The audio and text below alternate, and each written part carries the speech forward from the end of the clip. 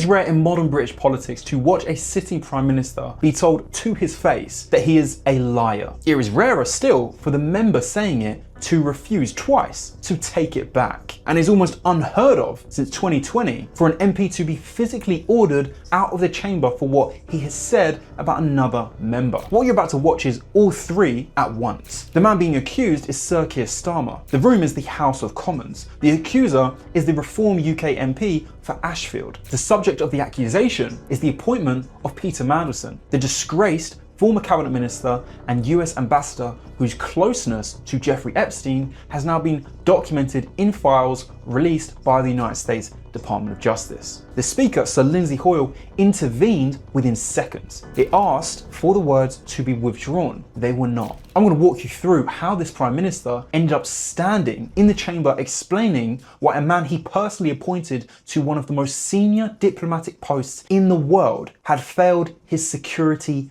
vetting. I'm going to walk you through what was at stake in that room, and I'm going to play you the moment in full that British broadcast and print media have replayed for the better part of a fortnight. Here is how we got here. In December 2024, Sir Keir Starmer announced Peter Mandelson as Britain's next ambassador to Washington. Mandelson, a Labour grandee and the architect of the new Labour project, had been forced to resign from cabinet twice in the late 1990s and early 2000s. He had spent the years since rebuilding his reputation through corporate consultancy and Lord's work. The appointment to Washington was, by any measure, the most senior diplomatic posting in the British system, the most important bilateral relationship the country has, in the most consequential capital on earth. Behind the scenes, the standard process for that kind of role was already underway. Develop vetting. The deepest level of UK security clearance is required for any post with access to top secret material and senior intelligence sharing across Five Eyes. The process is run by the Cabinet Office. The recommendation that came back said that Mandelson should not be cleared. According to Guardian reporting on the 17th of April, the recommendation was overridden. The man who overrode it was Sir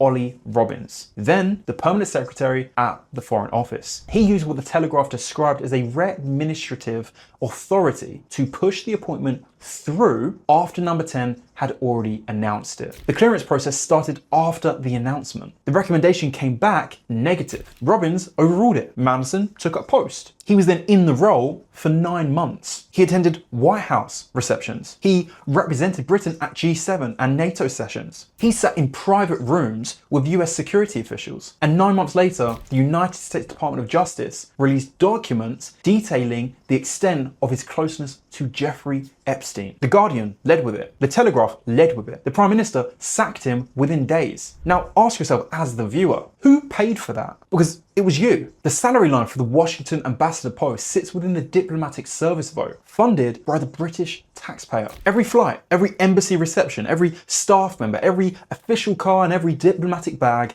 that man signed off on for 9 months was paid for by the public, who, according to YouGov polling published on the 23rd of April, now holds this Prime Minister at a net favourability of -45. Almost 7 in 10 Britons in the same tracker told YouGov they viewed him unfavourably. This is what was hanging in the air when the Prime Minister walked into the chamber to make his statement on the 20th of April. That is the context every member of Parliament in that room understood. But it is what made the answer he was about to give to a Reform MP from Nottinghamshire so politically lethal. Because what he said in the chamber and what the documented record now shows are not the same thing. We will come back to that quote. The part you have not yet heard is significantly worse. But that is exactly what brings us to the floor of the Commons on the 20th of April. The Prime Minister opened his statement with what was, on paper, an apology. He told the House he should not have appointed Mandelson. He told the House he was sorry to the victims of Jeffrey Epstein. He told the House his judgment had been wrong. PBS News recorded him saying in terms that he would not have made the appointment had he known about the failed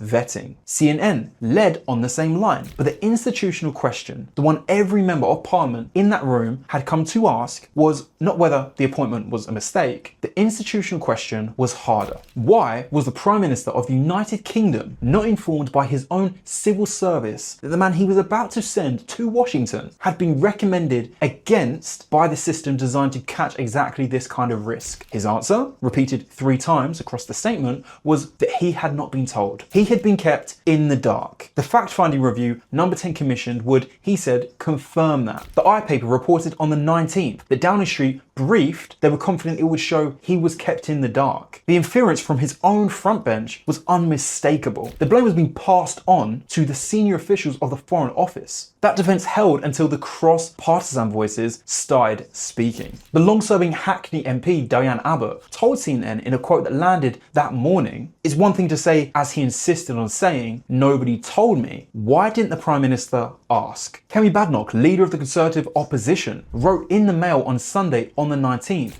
that the Prime Minister had misled Parliament over Mandelson, misled the country. And Steve Wright, the General Secretary of the Fire Brigades Union, had already in February called this Prime Minister's leadership the final bullet. A Labour-affiliated union leader calling for the resignation of a Labour Prime Minister. That was the room he was walking into. That was the chamber he was facing. But the political backdrop, by every documented measure, was the worst of his premiership. Ipsos fielded between the 9th and the 15th of April had Starmer's net satisfaction at -56 and Reform UK on 25% of voting intention, 6 points clear of both Labour and the Conservatives. Brookings, in an analysis published in February, described his approval rating as the lowest of any Prime Minister in 50 years. Sir John Curtis was already telling Al Jazeera that the local elections on the 7th of May were a referendum on his survival. This is the same cabinet that the morning after the chamber emptied would be sitting in the room you're about to watch. If you think any of that is the worst of it, you were not even close. The line he was about to walk into has not yet been said, which brings us finally to what was said in the room, the part I've been building to, the part you have to hear for yourself. Here it is, the exchange, the moment, the line that the British broadcasters have replayed across every news bulletin for the better part of a fortnight. There is a rule in the chamber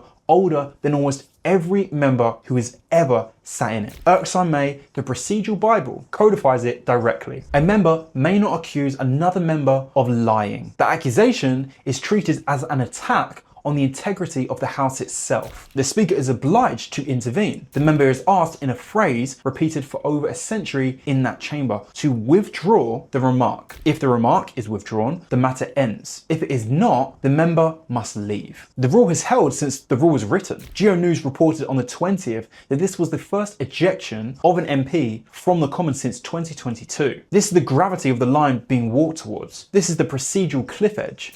The Reform UK MP for Ashfield was given the floor by the Speaker. He stood up, he did not shake, he did not soften the framing. He told the chamber the problem the Prime Minister had was that no one believed him. The public did not believe him. The opposition benches did not believe him. His own backbenchers, in a phrase that landed audibly across the chamber, did not believe him. He then asked the Prime Minister a question. The question is the question that begins with, does the Prime Minister agree with me? And ends with the 4 words that triggered the Speaker. The Speaker did exactly what the Speaker is required to do. He asked, in the conventional language, for the words to be withdrawn. The Spectator recorded what happened next as a refusal. So did Politics Joe. So did Talk TV. The Reform member did not shout, he did not run. He told the Speaker formally that he held the office in the greatest respect. And in a sentence of 9 words, he said something about the Prime Minister of the United Kingdom that the Spectator led with on its front page within hours. I'm not going to write the line out for you. You're going to hear it from him. What I will tell you is that it is not abstract. It is not procedural. It is the kind of sentence that in the British politics idiom has historically been said behind closed doors and never on the record. The Speaker called the chamber to order within 2 seconds.